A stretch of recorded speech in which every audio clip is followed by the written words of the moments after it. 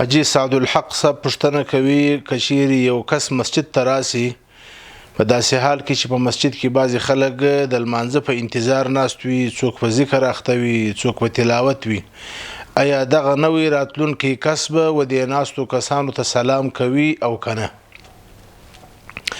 الجواب حامدا و مصلیا.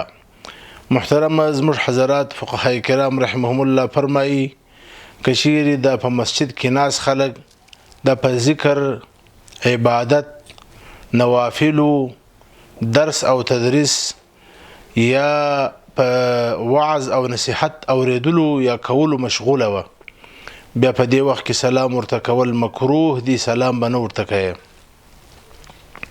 ځکه د دې په شغل کې خلل راځي.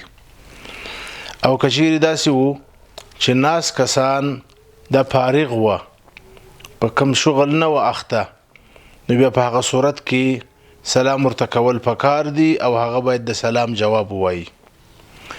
او دریم صورت دا دی چې بعضې خلک فارغ ناست وي او بعضې خلک مشغوله وي، یا په تلاوت یا ذکر یا لمانځه یا بل څه، نو بیا به سلام کوي که یې نه کوي. حضرات فقها فرمایي چې په داسې کښته اواز به سلام کوي چې فارغ کسان یې واوري، خو مشغول کسان د هغو په شغل کې خلل رانسي. مقصد دا چې په مسجد کې چې کوم کسان راغلي دي د هغو هغه شغل په مسجد کې دا اهم دی، باید سلام هم دومره په زوره نه وویل سي چې د هغو په شغل کې خلل راسي.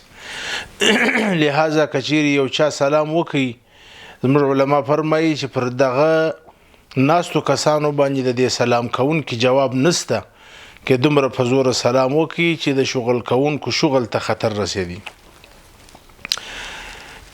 لہذا باید احتیاط وشي د دې خبرې سره.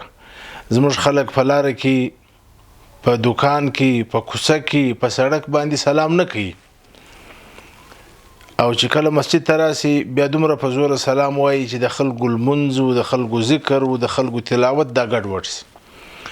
زه خو خپله په دې مصیبت بار بار مبتلا سوی یم چې یو څوک راسي مسجد کې دومره په زوره سلام ووایي چې کوم څه مې شروع کړي هغه راسه ګډوډ سي، بیا د سره شروع کوم. دا صحیح طریقه نه ده.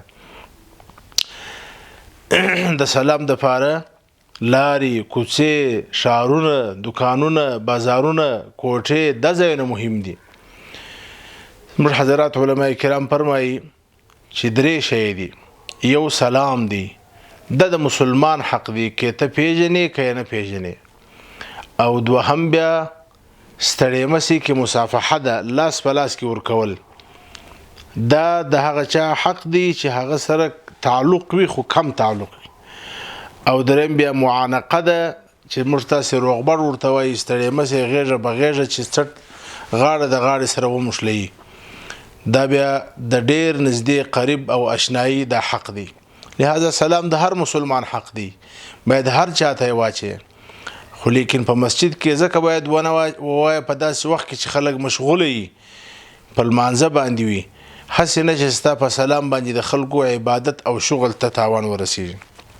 فتاوای هندیه جلد 5 صفحه 325 کتاب الکراهیه باب السلام کې وایي: السلام تحیة الزائرین والذین جلسوا في المسجد للقراءة والتسبيح أو لانتظار الصلاة ما جلسوا فيه لدخول الزائرين عليهم فليس هذا أوان السلام فلا يسلم عليهم، ولهذا قالوا لو سلم عليهم الداخل وسعهم ألا يجيبوه كذا في القنية.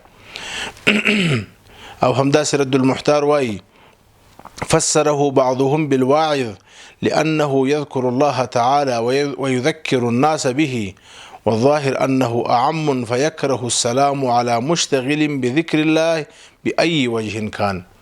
رد المحتار جلد أول صفحة 614 طبعة MH.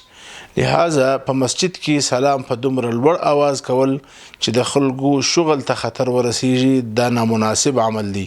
والسلام.